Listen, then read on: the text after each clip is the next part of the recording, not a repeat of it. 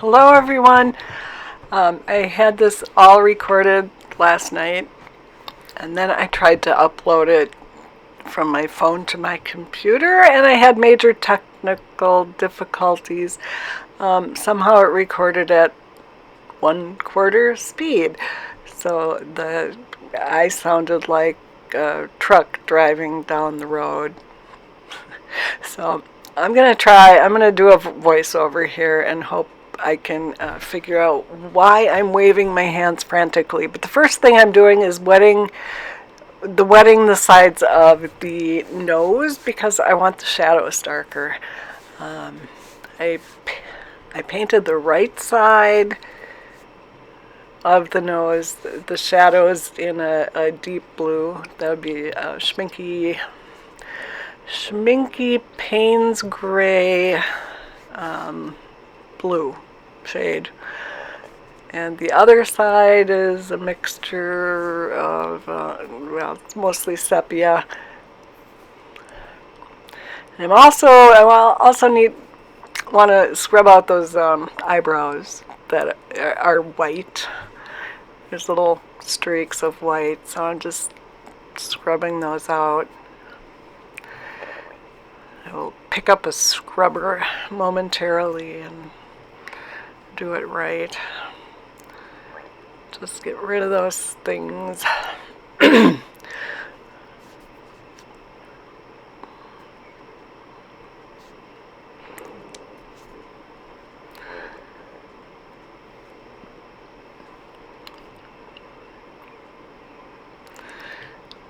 And there, that looks a lot better. Okay.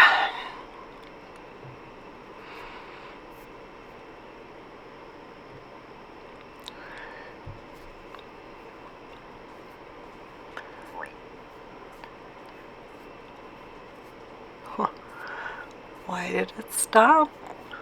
Everything stopped. Okay.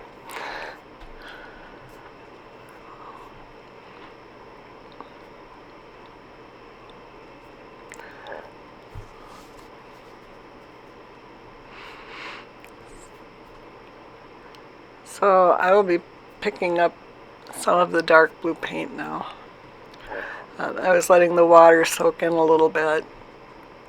I wet the sides of the nose, and now I'll be, I think, actually picking up the dark blue paint. Making sure it's still wet.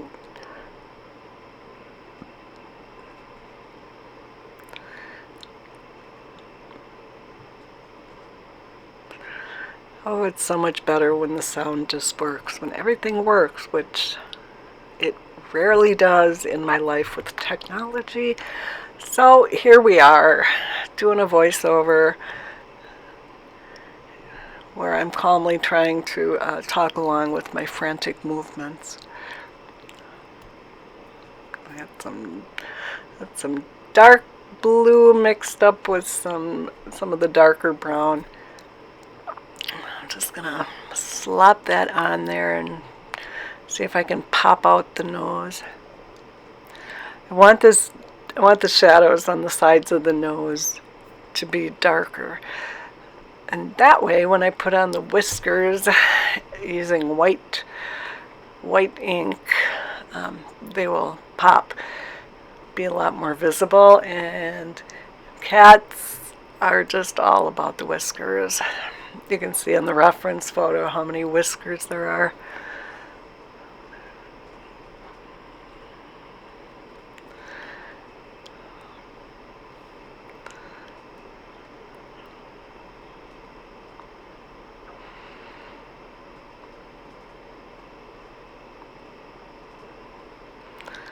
Just blend it all together.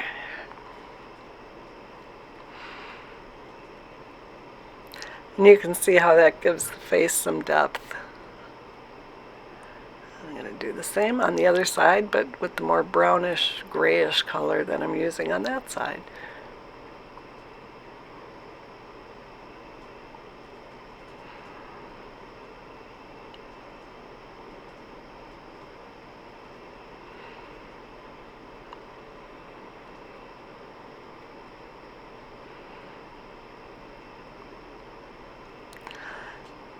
I'm gonna have to figure out how to add in music. Fade in music, fade out music. I don't know. I don't get along with technology that well.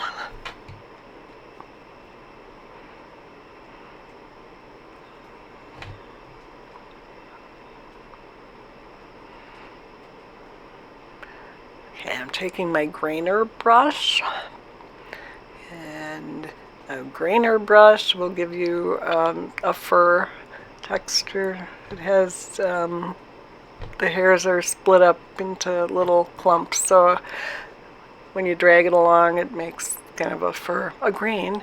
Also, there are several ways to do that. Also, a fan brush, like a cheap fan brush that you would use for oil painting or acrylic. These grainer brushes are also, they're inexpensive nylon brushes.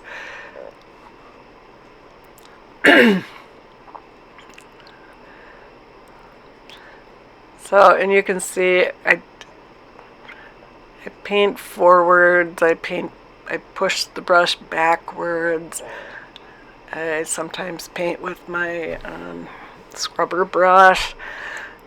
Just kind of drag it lightly, use a dry brush effect, or push it backwards. There are a lot of ways to get this kind of uneven fur texture. And you don't want it to be too even or it doesn't look real.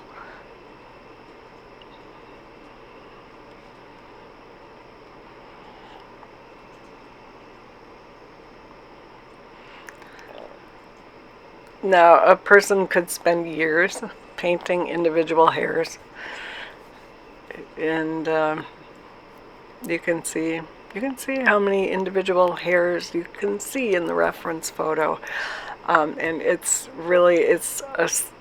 a choice as to what style you want to paint. I mean, if you want to just spend days painting the individual hairs on, feel free. It's not my style. I like the loose, atmospheric, also called painterly style, where things just kind of blend and flow, and it's more about the shapes than the details. So there I'm putting on some white hairs.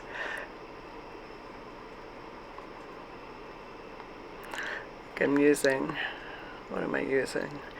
I'm either using my Buff Titanium, which is a really light tan, or I'm using my white, titanium white, my big block of blocks paint. I'll hold it up for you in a minute here.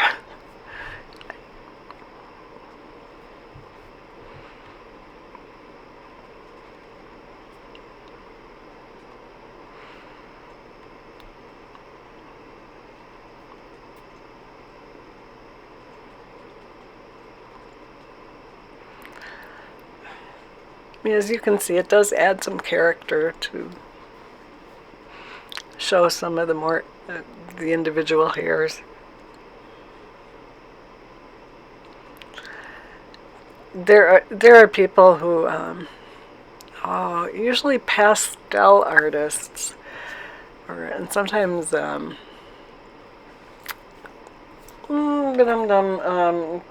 colored pencil artists who do huge works that are just incredibly detailed, and they do layers upon layers, and you can see like every individual hair on an animal, and it's amazing. It's not really what watercolor is made for. Watercolor is good for a looser effect, where you let the paints, the pigments, and the water do the work.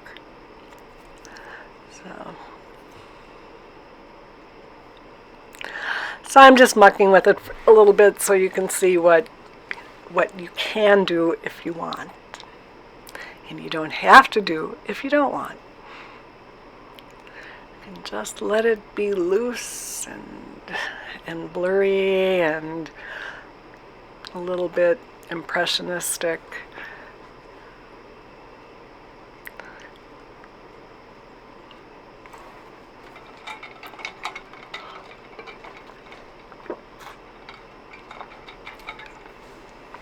And I'm picking up the I don't know what's with my voice tonight.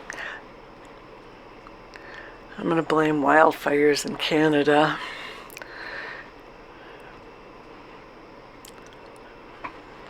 For, we've all had asthma everywhere in the U.S. this summer has been affected by wildfires, and whew, so, oh, my voice is just wacky.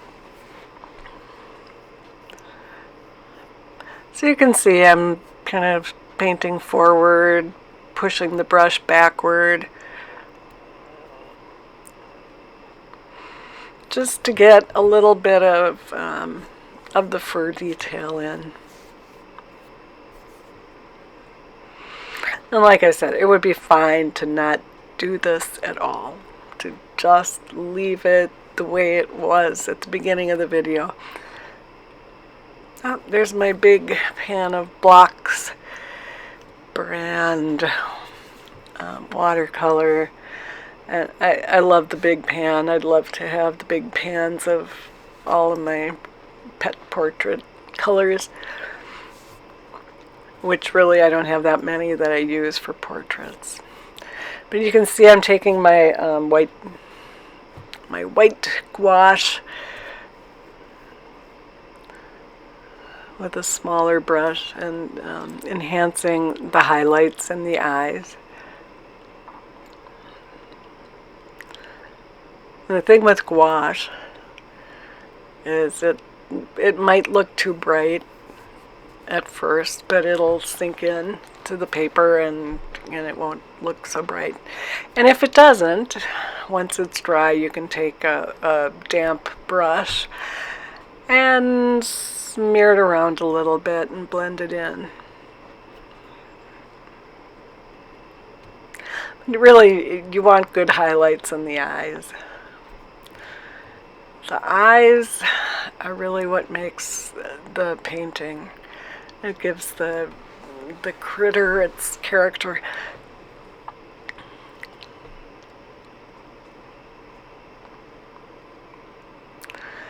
I mean, basically these videos are about the eyes with a little bit about the nose.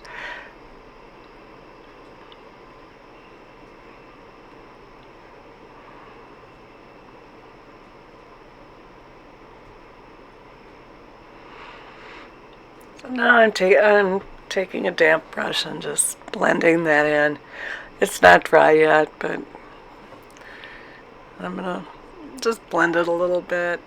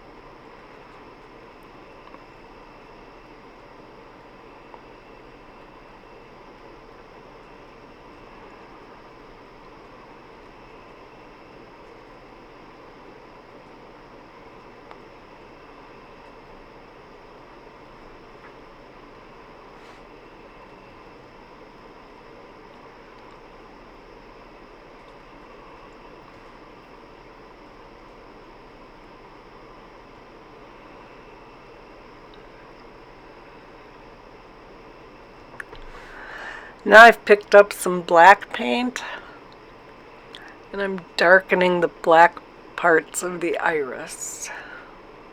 No, darkening the black parts of the pupil. Someday I will keep my eye parts straight. The iris is the pretty colored part. The pupils are the dark spots in the middle.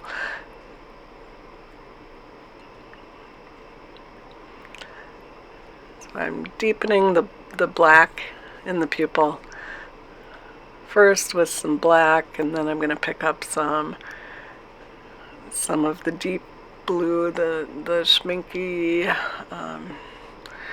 Schminke Payne's Gray Blue shade, which is the other color in the pupil of the eye.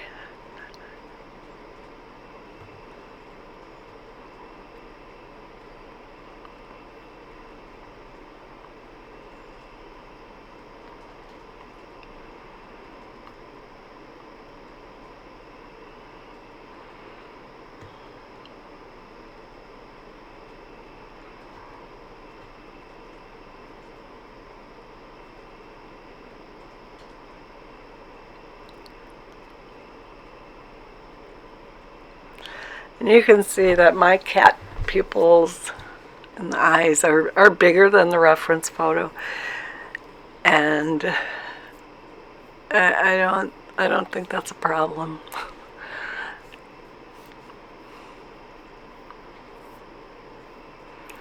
I think it adds to the painting to make the pupils a little bit bigger.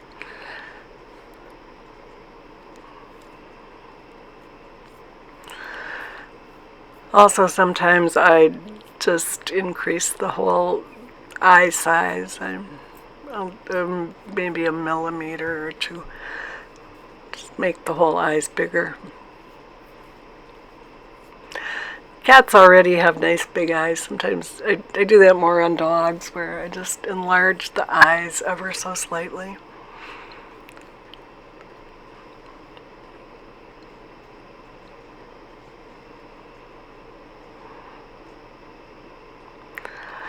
So there are several ways of applying white, and I was just holding up white ink. White ink. Where's my white ink? Yeah. No, I can't. See, I was reading the bottles, but it's just pen white ink. And the other one is, oh, Susan, you need a memory, is, okay, Dr. P.H. Martin's Bleed Proof White. Bleed Proof White and Martin's Pen White are the same thing. They're made of magnesium sulfate. And that gives a good opaque white. And the other way is white gouache, which I showed you my big pan of white gouache.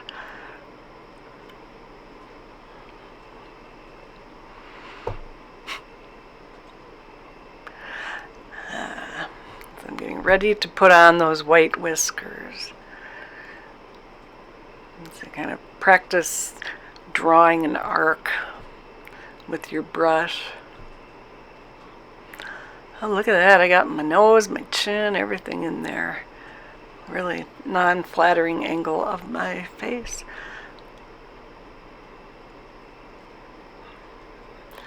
So I have a few different kinds of white pens, and white pens they're the best way I've found of drawing in white whiskers, and they're also a pain in the butt, because they don't draw the way you want them to draw. I'm using Posca pens. This is a little wider Posca pen than what I wanted, but you have to pump them. And so kind of got the camera off to the side, so you can't see. I'm pumping them usually on the edge of the paper. And pump them a couple times and then draw some whiskers on, and pump it again, and draw a few more whiskers.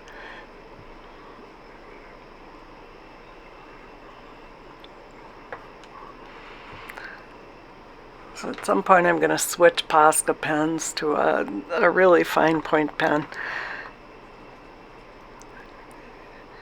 Pin type. Okay, they have pin type, and then they have pin type. Why do they all say they're the same thing? They're completely different. Okay, fine. 0.7 millimeter pin type, and they're completely different. I don't get it. I don't get it, Posca pens.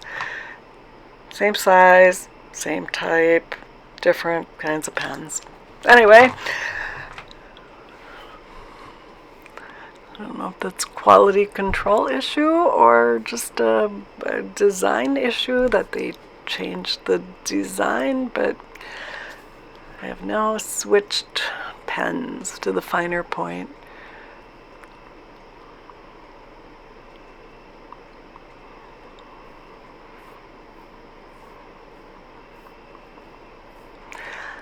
The Posca pens are the best solution I have found,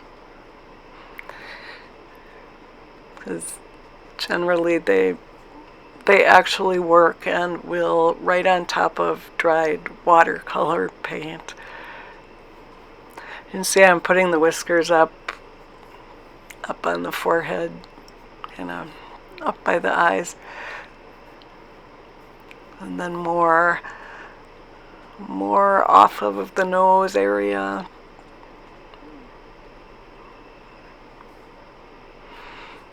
I had a bug crawling on my painting.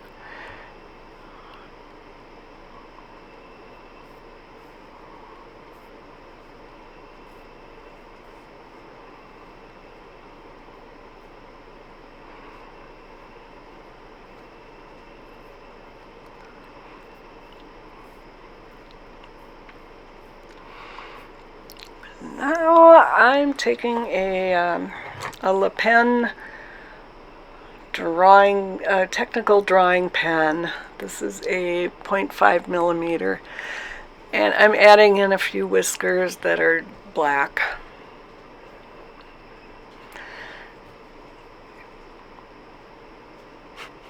I need some kind of laser alarm that alerts me when my head is in the line of the camera. I'll have to invent something like that.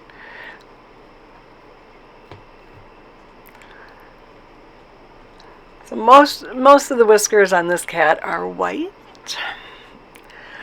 but usually you can find a few gray or black whiskers, and sometimes what I do is underline the white whisker with black, and I will do that with a pen, or I'll do that with a really fine brush and use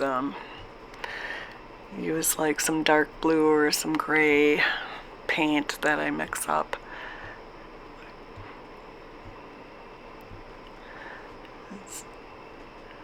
White whiskers can blend in with white fur, so I want to make sure you can see those whiskers.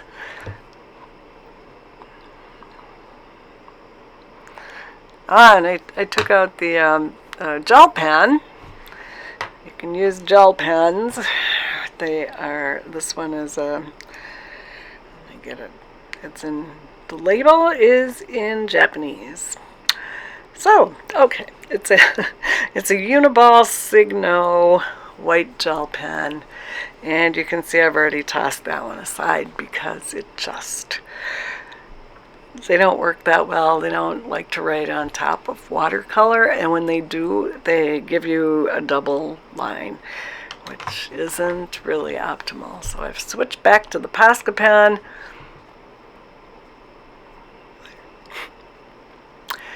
The whiskers should be a whole lot easier than what they are. You can see, I mean, just try different pens, try different brushes. You can Ooh, a dip pen. This is a case where a fine dip pen would work really well, I think. I'm used to the convenience of the Posca pens now. I'll have to get out the dip pen sometime. Use dip pen and ink.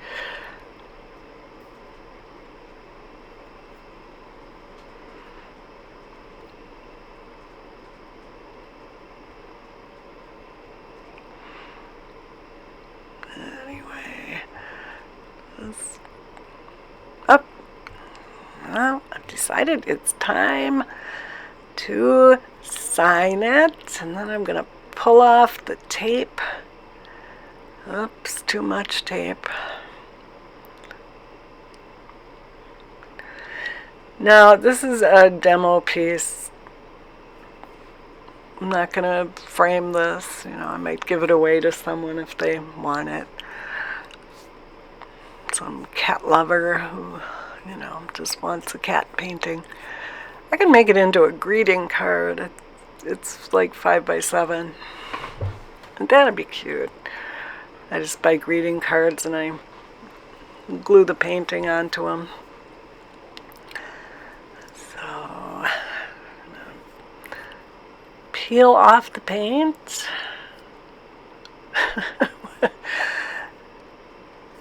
If you rip it, sometimes when you pull the paint, when you pull the tape off, it rips the paper. It's best to use good tape, like I'm using the Holbein soft tape, also called Nitto tape. Pull it off gently so it doesn't rip the paper, but if you do rip the paper, you can dab a little bit of glue on your finger, just regular old like Elmer's white glue, and just dab it on there and smush it down. So now that I'm done with this one, I'm going to take off that reference photo, and underneath is the next painting I'm going to do, which is that lovely blue-eyed cat. I'm hoping I don't have the technical issues with this one, but that one's going to be fun. This one's fun because the eyes are different colors, and I'm pretty pleased with how it turns out. Please feel free to, if you follow my Facebook page, my art page, please post your efforts in there. And I have bugs. It's summer. There's little bugs. so I'm going to be taping that the blue-eyed cat reference photo right on top of the finished cat. This is my migraine journal. This is what I do when I'm not painting animals. I paint my migraine auras, which are kind of on an every other day cycle. I get the aura, and sometimes I get the headache. And lately it's been taking up way too much of my time. So what are you going to do? The auras are pretty, so I get out my sparkly paints and I paint them. And then I can bring my notebook into my neurologist and say, hey, what can you do about this? Anyway, I'm all done with this cat painting, and I will see you in the next painting.